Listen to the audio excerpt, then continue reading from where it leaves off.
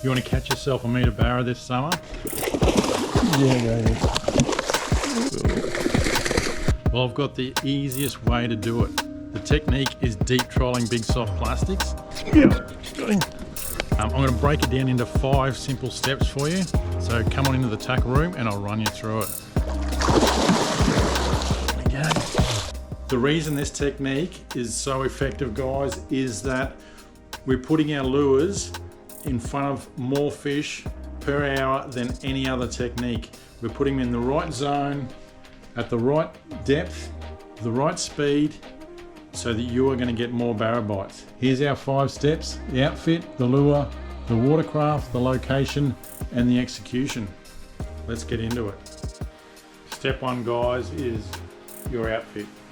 You need a spin or bait cast outfit. I recommend 30-pound braid as a good all-rounder. You can get away with 20, you can go heavier, but 30 is a good size braid to have.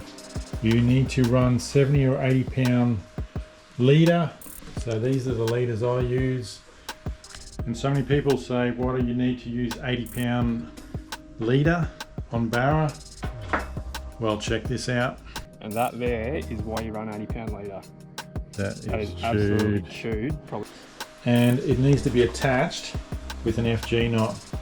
So I suggest you get onto YouTube and check out Briggsy's FG knot is what I do.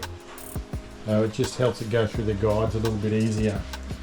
I also attach using a loop knot to the lure. Step 2 is the lure, and this is critical for this particular type of fishing. And we are running with heavy jig heads. Your normal 1/2 and 3/8 and 1/4 ounce jig heads aren't going to do the job. We're fishing with 1.5 ounce 9.0s on 7-inch plastics, and with 2.5 ounce 11.0 on the bigger 9-inch plastics. So I'll use the Sicarios 7 and 9-inch, or the Molex RT shads in 7 or 9-inch. As you can see, we're rigging them up with stinger hooks as well. Hang around to the end of the video, I'll show you how we rig the plastics and which rings, hooks and swivels we use. Step 3, you do need to get yourself a boat to be able to get out on the water. You can get away with doing this in a kayak or a tinny, but it really helps to have a sounder so you know what speed you're doing, because you need to be able to troll these lures at a certain speed so that they're in the right zone. So step 4 is the location. You've got to get yourself to a barra dam, and the most southern 2 barra dams are Mondrian and Awonga, and they're both fishing exceptional this summer. The areas you're fishing on those dams is the main basin areas. All the fish have come down to those lower reaches of the dam because the bays have gotten really hot.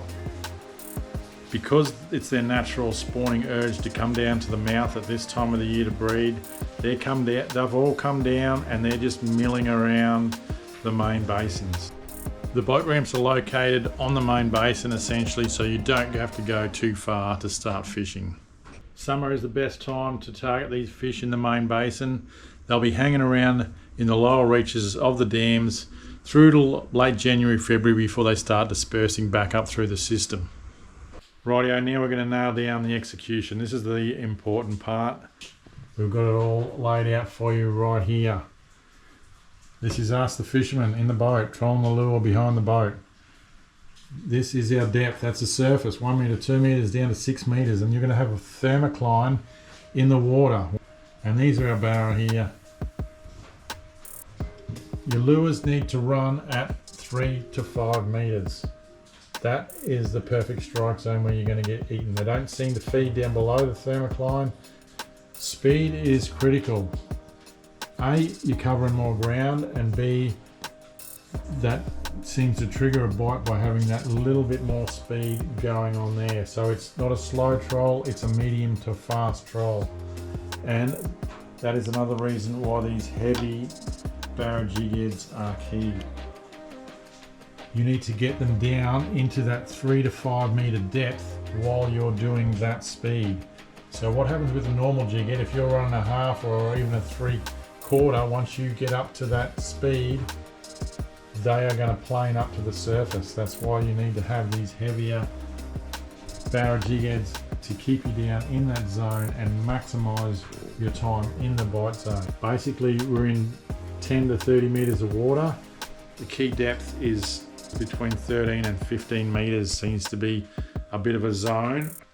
The fish seem to like sitting in that 3 to 5 metre zone, but in 13 to 15 metres of water. You need to also be wary that you need to let the lures out a fair way behind the boat. So the three key things with trolling are A is being in the right depth, 3 to 5 metres, the best speed 3.5 k's an hour to 5 k's an hour. I really like about 4.4 to 4.8, and the best distance behind your boat is 30 to 50 metres plus. You can troll on your main motor or you can troll on your electric motor if you've got one. There's pros and cons to both of them. Electric's obviously quieter, it's a little bit slower, a little bit less control, but you can keep that lure a little bit closer to the boat. And one other thing with the electric is you do need to be able to recharge the battery, so you need to get yourself a powered sight. If you're on the main motor, you can troll with your lures further back. You can go a little bit faster, you can control your speed a little bit more, you can cover more distance. I'm sitting on the fence as to which is the best way. I like both of them. Trolling on live scope has become a thing this summer. I've been very lucky to have it just recently installed, thanks to Moddy at Barra, and he showed me a few tips on how he trolls. So I gave that a go and caught a few fish on that technique, and it does work. Check it out here. Okay guys, I just want to show you something I learned off Moddy yesterday, is using forward facing sonar. That's my lure there, by the way. We're just about to come through a bunch of fish. So using forward facing sonar to face it backwards on the pole, and then keeping a heavy weighted jig head trolling at that depth right there. So when a fish comes past, I can lift my rod up and try and put it in front of his face or drop it back down. So it's 70 foot back behind the boat in 15 foot of water. That's my lure there, and you do have to do a little bit of adjustment. So he's at the right depth for this guy. So we're going to come right onto him. They don't obviously always eat it. So you can see here I'm early morning trolling. I haven't even got the little ramps turned on. We're watching the Garmin up the front. We can see our lures, we can see the barra, we can see the speed we're doing, you can see the thermocline there. And yeah, on this occasion I managed to bring the lure past the fish at the right time and get the eat. That was cool. Yeah.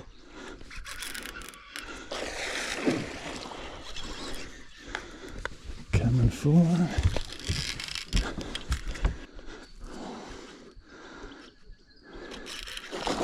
Oh, he's a good fish. He's a good fish. Oh. Okay, he's gonna go again. No pressure on the jump. Good.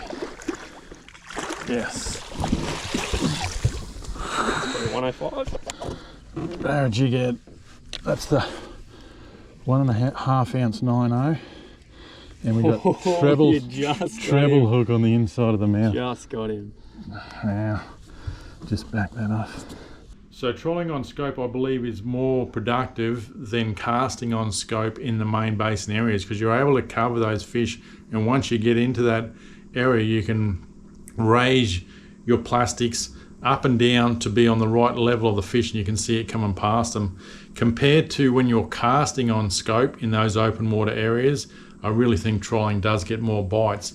But I also believe that trolling on the main motor further back with a little bit more speed and a constant speed, especially when you've got 2 or 3 lures out, is actually a very productive method. No, the faster you want to go, you have to let your lures back further. One thing you have to keep an eye on though is your line capacity on your reel. So if you already got out 60 or 80 metres of line and you get hit by a barra, this is what can happen. Max is on. Yeah, take him easy. I don't have a lot of line left. Okay. Is he taking line away from you still?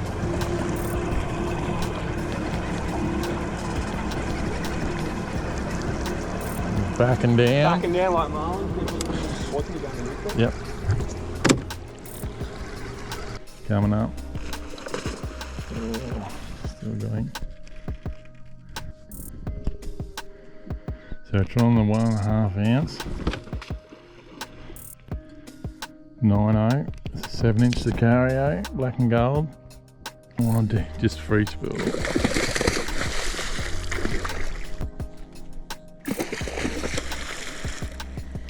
Use a jumper.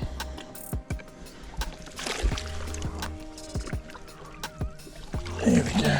Just give us a look at it. So was that the treble? That was the treble. Pinned him just in the tongue plate.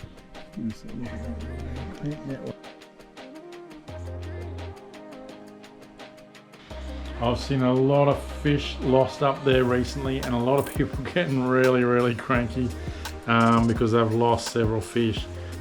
There he is, he's coming up, he's going to jump again, right here. Look at that.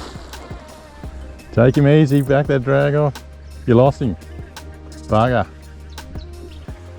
The key to it is having a heavy set drag as your strike drag. You need to be able to set hooks. These are big hooks, and you need to be able to set those hooks, right? Otherwise, the first jump, they're just going to spit it straight away. Wow. Max is on. Nah, gone. Oh. So heavy set drag, and then slowly back it off. And the closer it gets to the boat, you back it off. And if they're jumping at the boat, I'm essentially free spooling it and then just thumbing it down as they're jumping.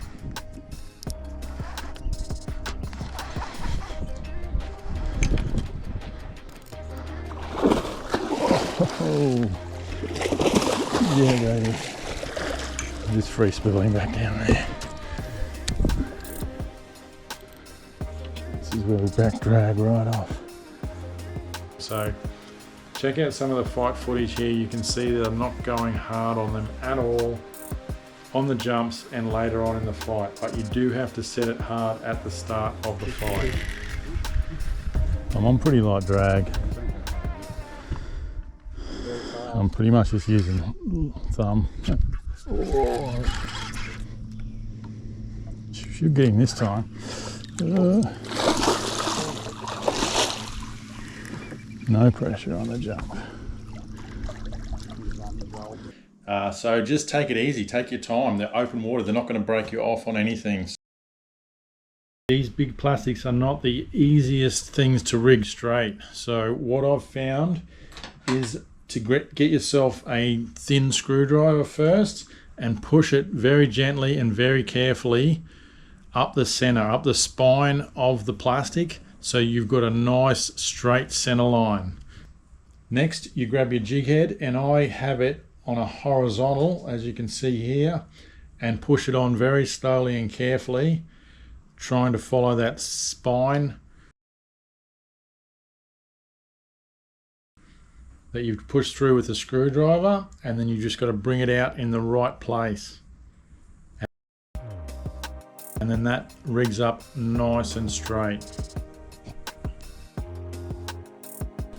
So once you've got your plastic rigged straight, we then put on this setup with decoy split rings, the size 5s for the little guys, size 6s on the bigger ones.